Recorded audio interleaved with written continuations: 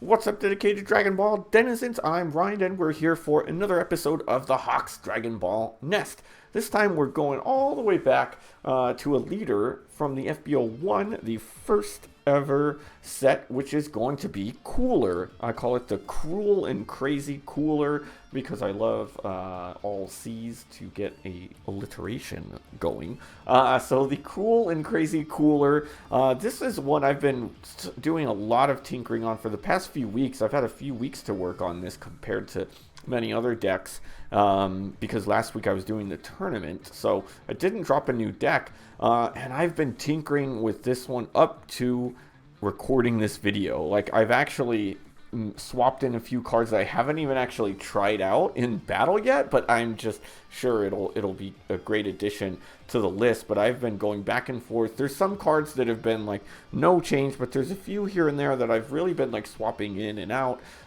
as I've gone, and I think I've got this working. It's nowhere near meta. It's still gonna need some work. It still feels like Cooler is a little bit short of being viable. I mean, yellow alone is still a color that's up and coming. I think it improved more in the newest set, more so with other leaders other than Cooler, but Cooler did get a card that makes him a lot more viable than he once was, so we'll talk about that. So what we're going to do is go through each card in the deck, why I included it. We'll go over the strategy, strengths, and weaknesses of it. Then we'll talk about some other cards to consider, a lot of which I've already thrown in and taken out. So let's get into it. But first, don't forget to hit that subscribe button so you can become part of the Hawks Nest, a growing flock of fabulous folks who are passionate about high performance. I'm passionate about building decks. I love to build decks. I love building non-meta decks and just really taking a different approach to things and trying out different mechanics and new. So I hope that you all enjoy this. But if not, well, if you're at least not ready to fly yet, just hit the like button so you can check out some other decks that I make, see them in action. I also do a lot of unboxings. Leave me a comment. What do you think? Help me revise this list and see how else I can improve it. But let's get into what this deck looks like. All right, so up on the top right, I've got the deck list there, so you can kind of have a look at it. It might be tough to read in there. I actually looked and I was like, oh shoot, I didn't, when I participated in the tournament, I was like, where did everybody get all those easy deck lists from? So that I saw afterwards.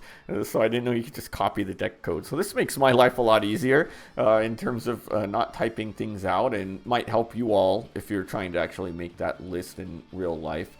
So here's where we're at. We of course have Cooler as our leader, right? And one thing we'll know about Cooler is he's a crit leader, so he is going to hit, and the damage is going to go into the drop if he hits the leader. On turn, he gets 5,000 power, so he's a 20k non-awakened attacker. But he does not draw upon attack, so this kind of makes the earlier game a little bit more challenging sometimes, especially if we're getting hit by a crit attacker. We sometimes may want to defend against that in order to not potentially lose a valuable card to drop that is in our life, and maybe rely a little bit more on some of the self-awakening. But that's where we're at. Now, then when he is awakened, he's 20k. He's a 4 life awakener, draw a card when attacking. So then you are able to start drawing when you awaken him. He's got an interesting move, and one that, until this newest set was really a struggle, because we already knew, right, before being awakened, he's not drawing cards, so draw power is really a struggle. And then its ability makes you discard a card from your hand, and then again, right? So we're having to discard again in order to use his leader ability. However, we choose up to one of our battle cards with a cost of 4 or less and freeze a clan in its traits, and or one of your energy and switch it to active mode. Actually, this is kind of crazy. I'm actually just noticing that I can actually get one of my energy to active mode. I didn't even... Wow, that's actually changes a lot of things. How did I miss that? Wow, that's funny. Anyway, that's good. That's good. All in all, that actually makes this deck pretty cool and may a little bit better in that. But anyway, it's still a tough move because of the whole thing of discarding a card from our hand. But we can make this work with some of the way that this deck is with the newest card, and really the only cooler support this deck got this set. So let's get into some of the cards and what they are. 4 of these coolers. So this is a pretty cool card for a 1 cost. It is a blocker. And then activate main for 3 energy. We can return this card to our hand so we don't discard it. And we play it 1 cooler with a cost of 4 from our hand. So what we're going to do is we're going to be playing this cooler. And this cooler is really like what we're building this whole deck around in many ways. Like you need 4 copies of this and 4 copies of the other. Because this is a really good card. Right, so it's a blocker, which is really cool, and so we can block. And his ability is both when attacking and when blocking. So you can choose up to 1 of your opponent's battle cards and switch it to rest mode. Any card, no matter the cost. And then if that card has a cost of 2 or less, KO it. So it really works well early battle to get rid of some of these cards. Like I really love it against red when we're able to just get rid of those crit Keflas that are giving us trouble, or really any others. Sometimes there's a lot of good 1 and 2 costs that are just kind of an activate Bane and they're never going into rest mode, so we can KO them. So really good. What I really like about this combo of the 2 is that if we're going second and we can play him turn 1, because of the 3 cost next turn, we can potentially be on turn 2 and we've got this bad boy out there. Oh, that's pretty crazy when we can do that. So that's a really good early game thing to do, and when attacking and blocking. And the other thing we want to do with him is once we're awakened, we can attack with him that turn, throw one of our opponent's cards into rest mode, and then use our energy to get him back into active mode. So then you can make the decision to either leave him there so your opponent isn't going to be able to attack him next turn, or you can get an extra attack with him and then guess what, use his ability on your opponent's turn. This is a once per turn, not just your turn, and you can then get your cooler active again. A little bit more risky, but this is really cool. I should have actually showed this one. The alt art of this card is really a cool looking card, especially in person. Now this one is the card I just added.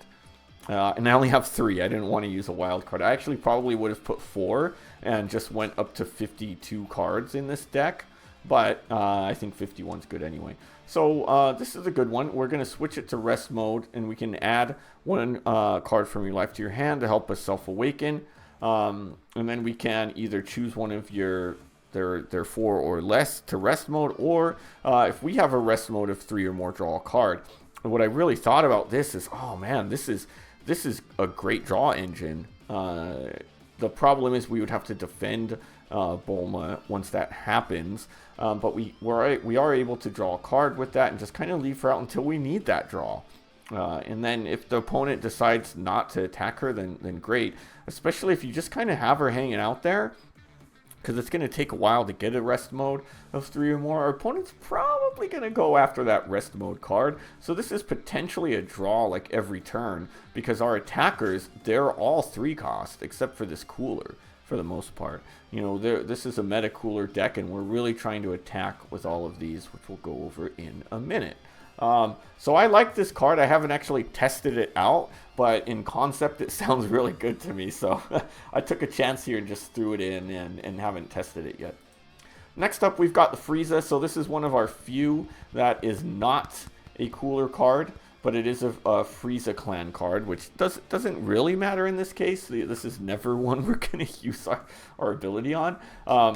But I like this one being a 10k combo. We need combos, but then the on play of being able to choose one of your opponent's battle cards and put it to rest mode. I like this one really good in early game too, because I could throw it out there for a 1, and then I'm going to use my cooler to attack, and I can just eliminate a card, let him attack without having to go after my opponent, without having to go after their life and help them awaken. Which, at the same time, being that cooler doesn't draw upon You know, it doesn't draw upon attack early anyway. Debatably important, but this is a good card. It's one of our few that have the 10k combo that we actually want to combo away, right? And then we've got this one, this Frieza, second Frieza in here is, I mean, this one's just a necessity. I'd almost like to have one more in this deck.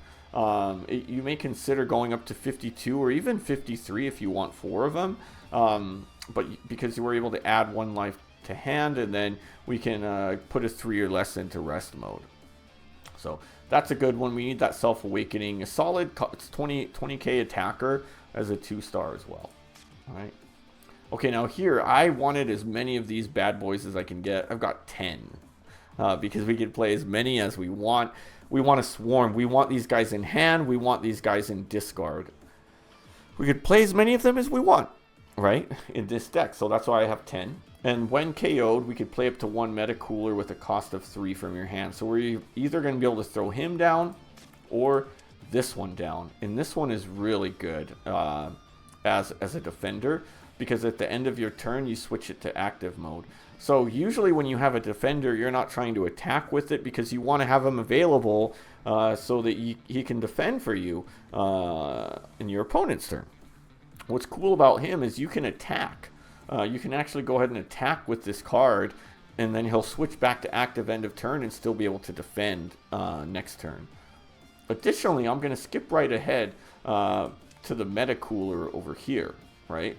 Meta cooler core, right? So this card is a 4 cost. It's got 30k attack, but you do not want to attack with this guy unless it's like you're going to finish your opponent off. You want to use this ability, activate main, switch this to rest mode, play up to 2 meta cooler with a cost of 3 or less from your drop in rest mode, right? So the rest mode's kind of tough. It'd be really nice if you could attack. It'd probably be a little bit OP. Maybe not. I mean, it might make this leader a lot more viable if so. But you play them in rest mode, which means that your opponent can go after them next turn, right? If they're the regulars. But there's some good and bad to that. To me, I'm trying to play these guys, so I want these in my drop so that I play them and they go into active mode at the end of the turn.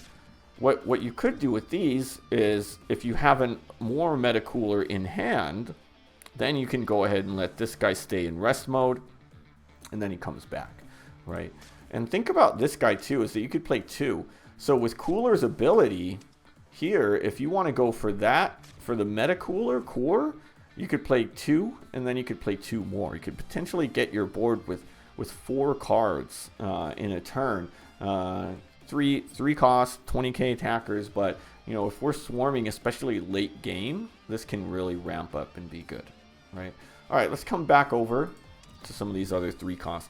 This card is really where what really helps this deck because it addresses, in my opinion, the biggest issue with trying to go with a meta cooler core deck is draw power. We're struggling early on to develop a hand pre-awakening because we're not drawing upon attack. And then Cooler's ability is causing us to discard. So what's cool about this is once per turn, when one of your battle cards other than this is switched to active mode by Cooler's leader skill, draw a card. So it basically gives you a 1-for-1 to where you're going to discard but you're going to draw. And guess what we can do with that? A lot of times if I can discard one of these so that I can get this guy ready, then I'm going to do that. So you discard one, you draw another, and now we've kind of evened things out and potentially even strengthened ourselves. So that is really good. So that's why all of this, this little middle row here, along with this, really synergize well together. The one thing is sometimes you're going to have to make a decision of which of these 2 you play first. I really went between which ones I like, and honestly it depends on your opponent and what the battle's like. I would default to this one just because it helps with more defense to where especially if you have these guys in your drop, then you might go there. But if you haven't really gotten any meta coolers in your drop yet, you might want to go with him first. Up to you. So this is kind of the bulk of the deck, and this is going to be your early to mid game stuff, right? Now, I went ahead and opted out of a double striker here I don't feel like it quite fits. It's not quite necessary. Really, I mean, it's an offensive card, and this is really a defensive focused deck that chips away at your opponent, causes them to waste as many resources to get rid of these as possible. Now, this one is necessary to me. This card, until I put this Frieza in here, because I initially was just going to go 4-cost max. But then I was like, oh, now this is a freaking card here. Now this is great. It's 6-cost, 40k attacker. And on play, we choose one of your opponent's rest mode cards and KO it. That's huge. Any cost. This is going to help you against those freaking crazy like Broly decks or any green where they're playing these 7 and 8 cost cards. Many other decks struggle to KO because there's limitations of 4 or 5 cost. So this is going to let you KO it already. And then this move is awesome. Your opponent's battle cards with 5 cost or more played in rest mode. That's great. And this Frieza's relatively easy to defend at 40k. And really, I mean, what's going to be able to knock it out is going to be a 5 cost or more. So that's key. I love it. I love it. And we don't need to talk about the Chilai. We don't need to talk about that. I think that's how you say her name. Super combo. You can put whatever you want. Now, this one is one that I put in initially, and then I removed it because I don't think I quite understood how to use it, and then it kind of hit me. So you choose your leader or a battle card. It gets 20k for the battle. Then choose up to one of your battle cards and switch it to active mode. Now, this is just another great synergy with Cooler. Because that way, if let's say you have 1 energy left, you don't want to use Cooler's energy to switch it to active mode. Your opponent is going to go for this guy. He is a big target. He's switching your opponent's cards to rest mode. So what's going to happen is they're going to attack him. You've got an energy left. Boom. We're going to switch this. We're going to be able to use that on him. Give him his 20k back. I mean 20k more, which will put him at 50. You're probably it's gonna be rare where your opponent is gonna go 50k plus to knock this guy out. If he does, you might have to combo something. But then guess what? He's gonna go back to active mode. So then you're gonna have the option of defending again and switching one of their cards into into rest mode, potentially KOing one. And at the very least, we get an extra 30k defend. That's great. I love this card. I'm going 3 of them because we do need some combo power in here. We're seeing, you know, we've got 0 here. We've got, I mean, we have a decent amount of combo power considering that he's the only 0k combo. But we do have a lot of 500s that aren't really going to do us well. So I don't want too many extras. This one is one that really comes in clutch for me, the energy absorption. I initially swapped these, but I like to have the time rewound a little bit more. And this helps us in a few ways, right? We choose one of your opponent's battle cards. It can't switch to rest mode. So can't switch to active mode next turn. So that's really good when we need just a turn to recover. And then if that card has a cost of 4 or more, draw a card. So this is a real good late game card that I use a lot when I just need a turn to recover. Like I can't quite take out one of their big dog attackers. I can at least kind of stun him for a turn and then draw a card. And sometimes that's like, oh, thank you. That's just the card I needed. I'm real careful about it. I used to charge this one a lot. Now I really try not to charge my extras. But that's kind of that in terms of the deck. So let's talk about strategy. All right, strategy here is, you know, we're just get our coolers out. I think in terms of priority, this is where I put it. In terms of priority, usually I want my 4-cost SR cooler out first. This is the one I'm going to prioritize, especially if I go second and get this. You know, one thing that you want to do is, and think about, is this guy's easy to pop as a 1-cost. And if you want to be efficient about your energy and hand use, you want to use this guy as soon as possible and switch him to this 4-cost one. So if you go second and can get him first, like to me, if I know I'm going second and I don't draw this guy as one of mine, I'm going every time. You want to reset that hand so that you can hope to get him. If you can get him out on turn 2, oh man, that you're going to be in a really good spot early on. Now, then from there, our next priority is getting this guy out at the very least before or upon awakening. Because we want to be able to use Cooler's ability without destroying our hand.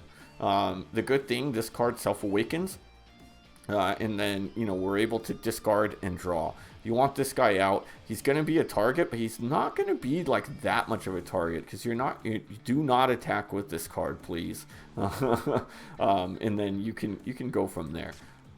Right. Then from there, Metacooler Core. I should have put the core. That's priority number 3. Once you get that out, your defense is going to be really good if you can at least have a means to defend him. You're going to have to make decisions on which of these, which of this one or this one you're going to be activating your ability to help make it easier to defend. But that's it. I mean, early game, you're focusing on getting this guy out, and you're focusing on getting this guy out. Mid game, you want to shift your focus over to the Metacooler Core so that you can keep your defenses up and keep the pressure up on your opponent. And then late game, once you can throw out this Frieza, it's really going to help you. Your opponent's going to struggle to take the Frieza out. They're going to put in a lot of resources in doing so, and their 5 costs are going to be played in rest mode. So that's kind of where it is. And then from there, just use your defenders strategically. Use this one strategically, and then these guys are going to make it really tough for your opponent to reach your leader. And the fact that if you can keep this guy out, you can basically have these guys get knocked out every single turn, and then just bring them straight back. And then also do your best to try to have a couple of these in hand. And on the field, so that if they do go for them, then you're going to be able to just drop one right in. And remember, you can drop this guy in too if you have him in hand when one of these ones gets knocked out. So important to know. Strengths and weaknesses of this deck, it's literally all Cooler. I mean, that's so cool. I like it when I can get as many as the same card as possible. I mean, we basically have Bulma. What do I have? 3 of those. I've got 8 Friezas in there, and then literally all Cooler. So I think that's cool. It's pretty sick. I mean, another strength of it is your leader's pretty easy to defend because of all of these defender cards, and your opponent's going to focus on clearing your board, so they're going to struggle to even have time to attack your leader because they do not want it to get out of hand, and they're going to realize that real quickly that if they don't deal with your board, that you may be able to just bypass theirs at some point and just annihilate them. And in that, even if they are, the late game swarming of this can get really crazy if you're able to get your Metacooler Core defended. We could potentially be throwing out 4 Metacooler 3 costs a turn, if not in addition to whatever you have in terms of your energy, right? Pretty cool.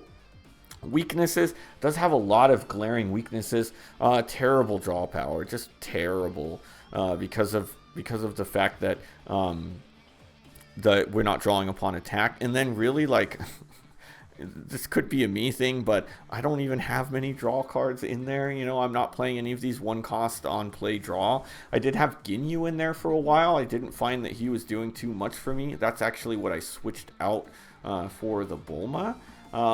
It needs a large board. That's one thing, and I'm not just saying it needs a large board to attack, but you kind of need 3 cards out there at all times for this to be working well. And those cards are this guy, who's a 3 cost, and they're expensive cards. They're mid-range cards, but to have all 3 out, then it's hard. We need this one 3 cost, and then these are both 4. And we really want all 3 of these at once. If one gets knocked out, it can really make us struggle to really do anything, because then we're just left with these 20k 3 cost attackers aside from Frieza.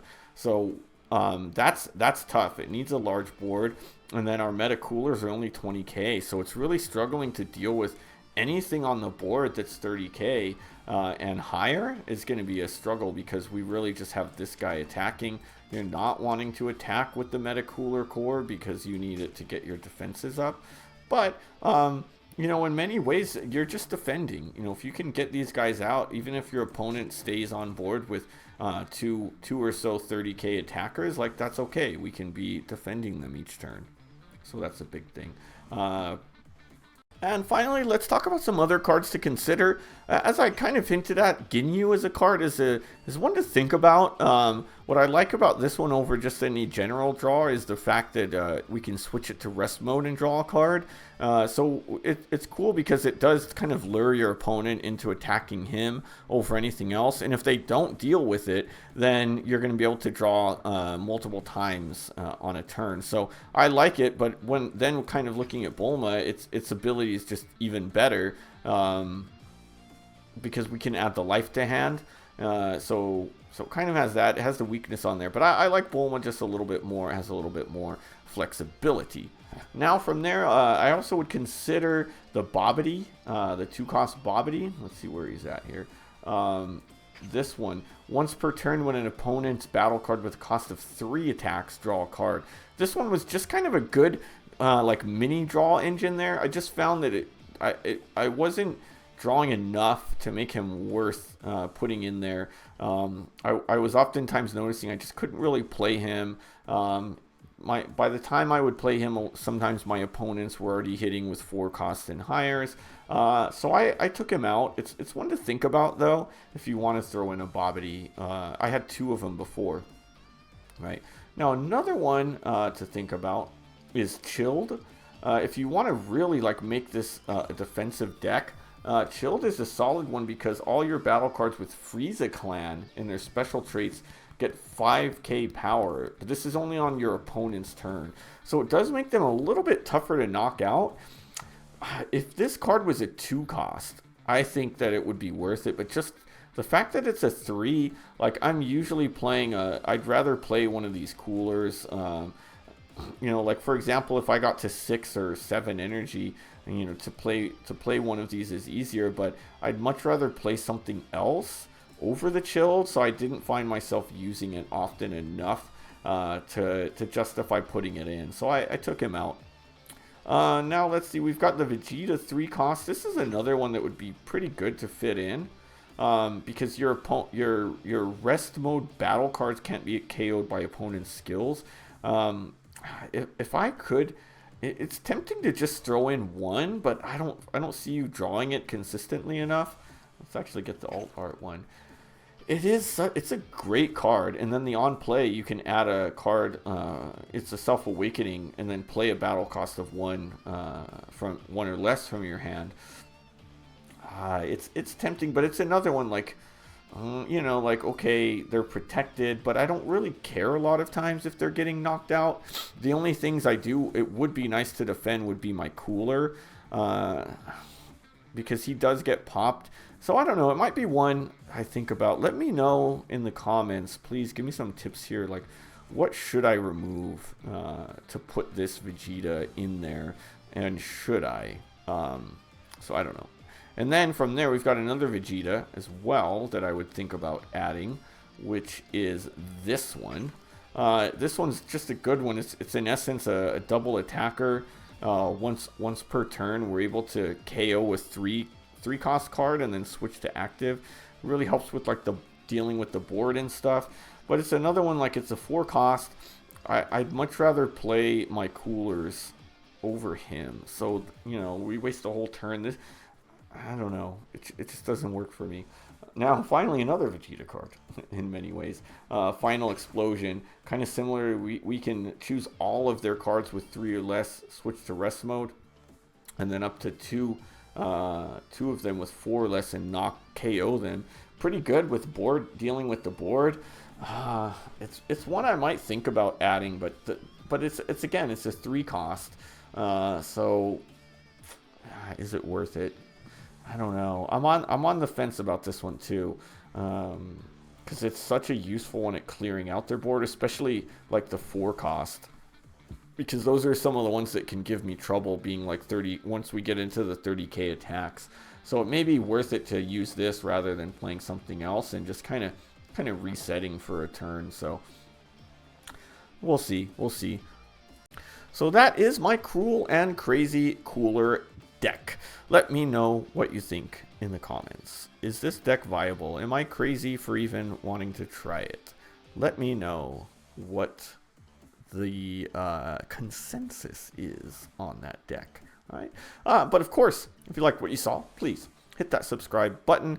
Now you can become part of the Hawk's Nest. We are a growing flock of fabulous folks who just love to do what we love to do it well. I'd like to continue doing this with you all, hopefully for a long time. So if not, it's okay. If you're not ready to fly, just hit that like button, leave a comment, let me know what you thought of this video, let me know what you would change, add, subtract, and all that good stuff in here. Help me out. I would love to really make this cooler deck viable. I think it still does need some work, but I'm about where I like it. It's done decently well online, but not great. So we'll see how we do. Make sure you tune in for the next video, which will drop on Saturday. That one will actually take this into some matches, so we'll do 2 or 3 matches online with it and see how we can do. But until then, we'll see you next time.